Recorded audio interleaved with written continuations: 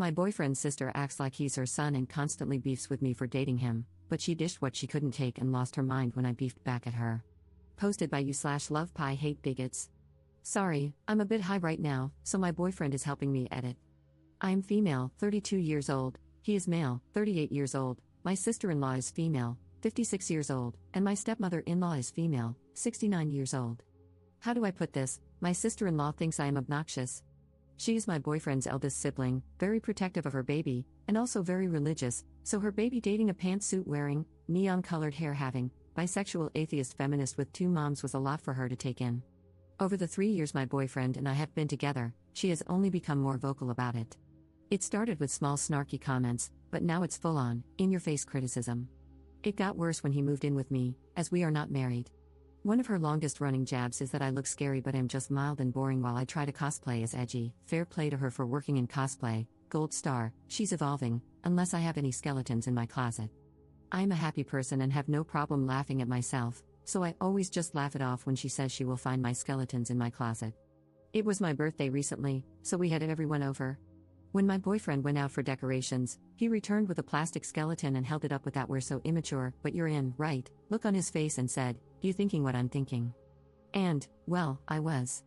This cheeky Cooper was giving me an offer I couldn't refuse, and I laughed and said, "You son of a Sith, I'm freaking in." So, we set the trap.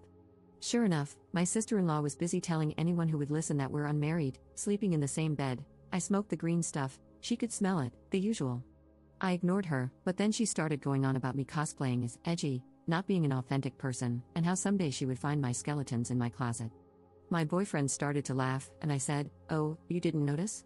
I walked her to our coat closet near the front door and opened it. There was Skeletor the skeleton, propped up in the corner. We all had a good laugh, and my brother-in-law said, "Freaking hell, you finally found it."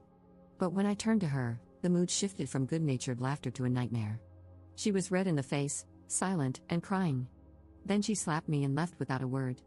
I was stunned by the slap and not even prepared to deal with my stepmother-in-law, who asked me if I was happy mocking the woman who raised my boyfriend and told me I'm such a disrespectful jerk, but this was a new low. She and a few others started telling me how awful I was for embarrassing my sister-in-law and mocking her in front of everyone. Naturally, the party died from the party's foul wounds and was dead on arrival, so most people left within the hour. My boyfriend has been trying to cheer me up and took me to see Deadpool and got me takeaway so we could binge watch our show and green out, but my sister-in-law texted me a paragraph about how she's tried with me but that I'm determined to be a morally corrupt violation of her family. She said she's devastated that I hate her enough to make a mockery of her. I replied with an apology, saying I'm sorry I hurt her and that I genuinely thought it was just a laugh we could share, and I offered to take her to lunch to talk it out. She said she wasn't interested in dealing with me further and that when my boyfriend wised up and left me, she would celebrate. There are texts from others and group chats where I'm being torn apart as vicious and malicious, and I'm boggled by it. I know there are definitely times when a person says it's just a joke and they are astronomically the jerk. So, am I the jerk here? Update 1 day later.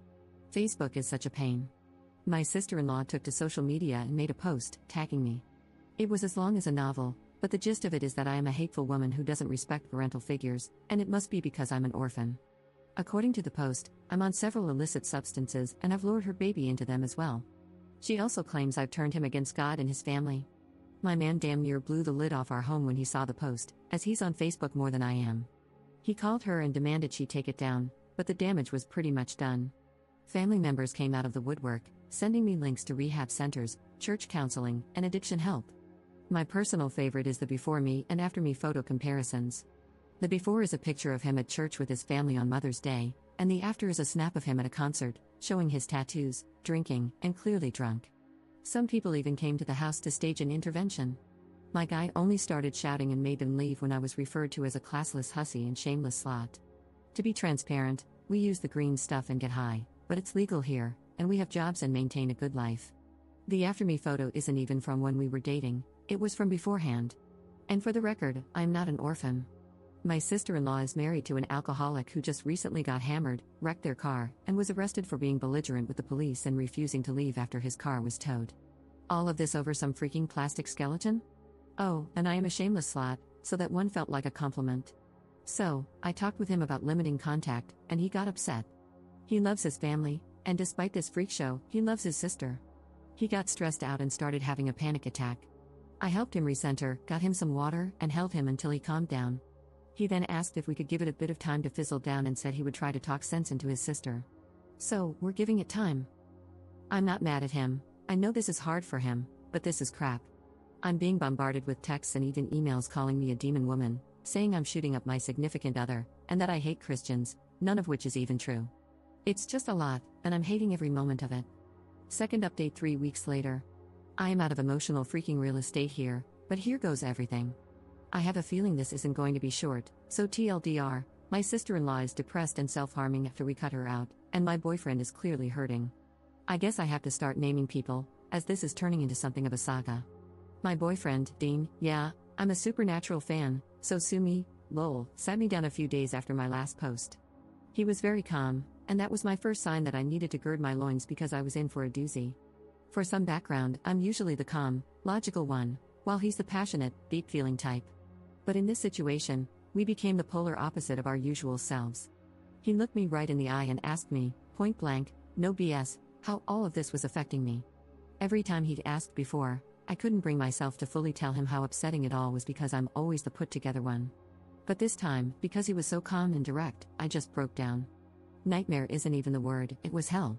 We live in what's known as a small big city, meaning it's large, sure, but once you get into certain circles, you find that everyone knows you, or at least someone who knows you. It can feel like a small town in that sense. Our state is generally religious outside of our city, so rumors spread quickly. With my sister-in-law, I'll call her Ren going forward, launching social media attacks on me, it became the scuttlebutt everyone craved. Some people sided with her, not most, but enough. I started getting dirty looks and rude treatment. Even my hairstylist, who is their cousin, told me she couldn't work on my hair anymore until this was resolved because she was getting pressure from the family, i.e., Ren and my stepmother-in-law, Penny. It was petty and schoolyard-level immature, but it was enough to make me feel bad. I got done saying all of this to Dean, and he simply said, okay then, we'll block them. Just so matter of fact. I knew it was a hard decision for him because he loves the hell out of his family, they're his world. So I pushed back on the idea, telling him I could never stand in the way of him and his entire family. I started crying harder, and he had to sit me down, get me some wine and water, then blanket burrito me. He hugged me until I could finally talk again. I told him I couldn't live with myself knowing I made him choose me over his family, and he said I hadn't made him, they did.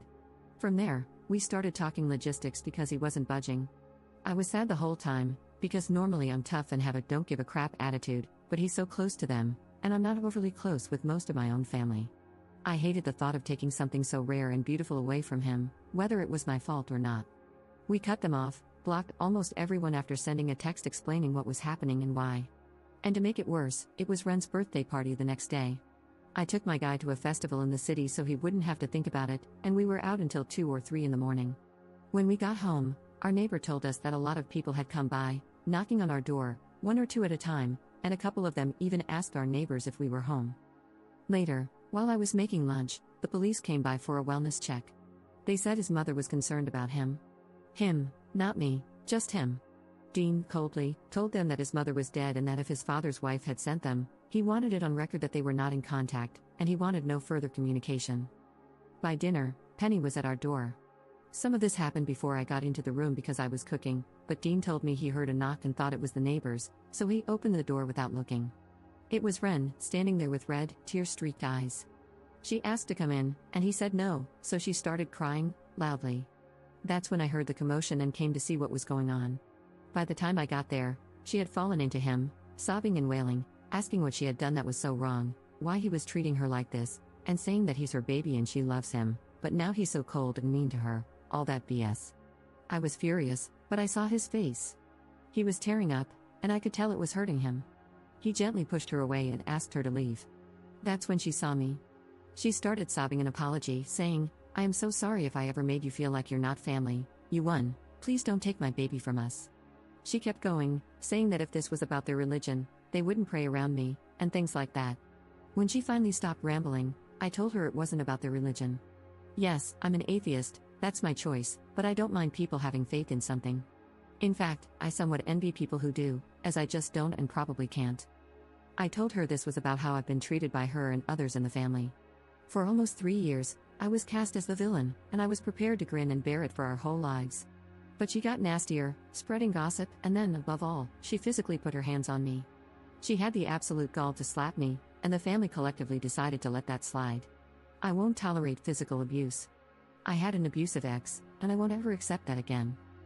Honestly, that was the moment I realized two things: she would never respect or care about me, and I could never respect her from that point on. It all just poured out of me. I didn't yell, I was firm and direct. This is what happened, this is the hurt you caused, and here are the consequences. By the time I finished, she practically collapsed in our home, wailing. She kept interjecting with things like, "Okay, you hate me, I get it," or "I'm sorry, I'm so sorry," while I was talking. I asked Dean to get her some water, and he did. When he came back and handed her the glass, he gently told her she should drink something, but she shook her head and said she couldn't.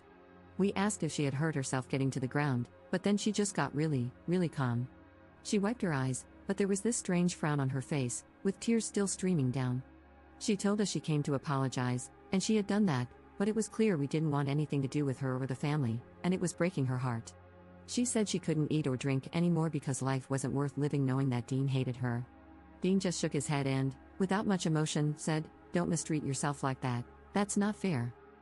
Then she just walked to the door and said, "You won, he's yours, please take care of him for me," and left. The moment the door closed, Dean started to cry. I tried to comfort him, but he pulled away. He said he isn't mad at me or anything, but that was just a lot, and he feels like crap. He told me he knew she was being manipulative, but he almost wanted to take her apology because it's just been so hard, and he knows she will spin this somehow to make us look as callous and hateful as possible, and his father would be ashamed of him. A week goes by, and Dean has cheered up a bit. He apologized to me for crying, to which I said he never has to apologize to me for his feelings or crying or anything like that, and that I'm proud of him for being rational in an entirely irrational moment. He's making friends and picking up hobbies, where family events like Mass and Sunday dinner used to be. He now goes to shoot hoops with a community group. He signed up for a patch in the community garden, and he's been using the time he would normally spend with Penny or helping around the house to volunteer at the animal shelter down the street from our home.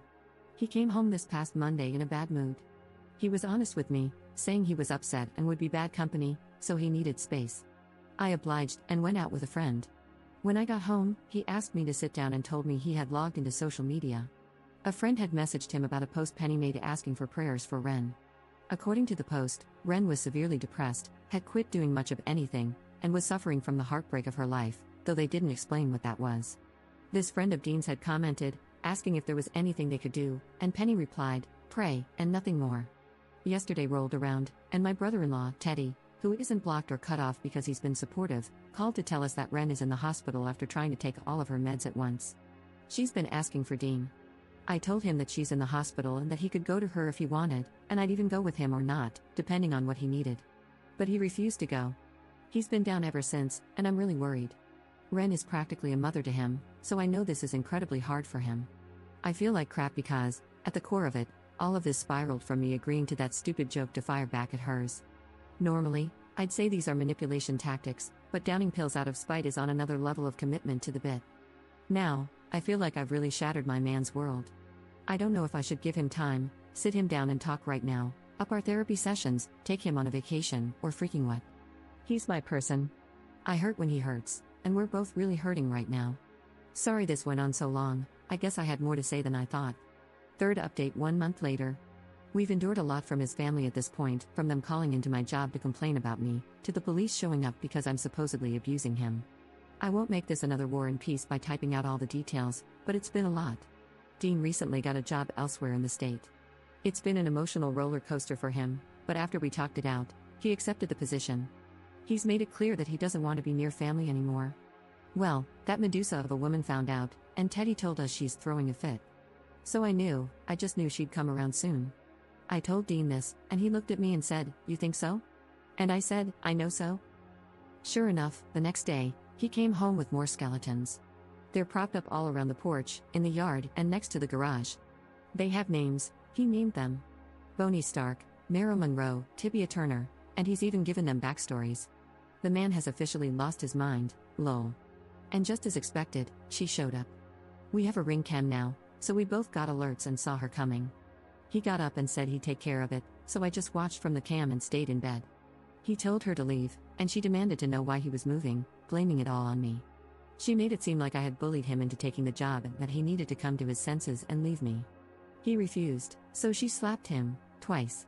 Then she started cussing at him and hitting him with her fists. He backed up and eventually pushed her away. Then she fell and started screaming that he'd hit her, calling him a monster and shouting for help. She woke up the entire neighborhood with her BS. Dean was doing his best to stay calm, but he opened the door and told me to call the police. As I watched through the ring cam, she smugly said that if he dared to call, she would tell them that both of us attacked her. She even showed him her arm and said she had the injuries to prove it, claiming no one would believe him. He just stared at her and walked back inside. She went nuts, grabbed Bonnie Stark, and threw him into the rosebushes. Then she sat on our porch, just chilling like nothing had happened, waiting for the police to arrive. The moment the cop car pulled in, she turned on the waterworks. She actually got out of the chair meant for Bonnie, laid down on the stairs, and started crying. The police sorted things out pretty quickly because, as Oscar-worthy as her performance was, we had footage. It was my turn to be smug.